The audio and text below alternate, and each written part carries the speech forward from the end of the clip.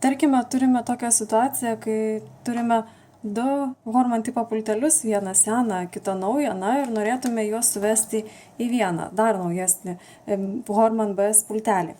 Tai tiesiog dabar pasirenkame seną pultelį ir tą pultelį, į kurį norime įrašyti naujus kodus. Tai atstumas rekomenduojamas yra nuo 0 iki 2, tačiau geriausia juos yra laikyti sulietus. Tuomet ant seno pultelio spaudžiame mygtuką, kurį norime įrašyti. Čia LEDas dega raudonai, tai reiškia mūsų pultelyje naujame turi LEDas irgi degti raudonai.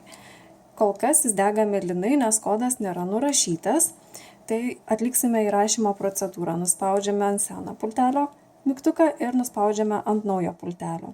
Matote, LEDas pradeda mirksėti raudonai ir palaukiame tiesiog, kol jisai pradės mirksėti greitai ir nustoja mirksėti. Dabar kodas yra įrašytas ir patikriname, kokios spalvos LEDas yra.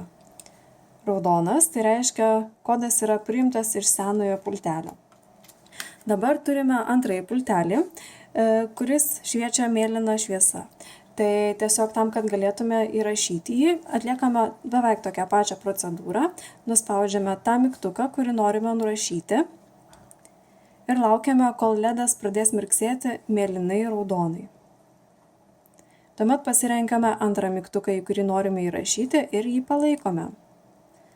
Matote, užsidega LEDas mėlyna šviesa, tai reiškia, kad kodas bus mėlynas. Ir palaukiame, kol pradės greičiau mirksėti bei nustos. Patikriname, LED mirksi mėlynai, tai reiškia, kodas priimtas būtent iš šito pultelio. Ir dabar turite naujame pultelyje suvestus du kodus, tiek iš senojo, tiek iš naujojo pultelio.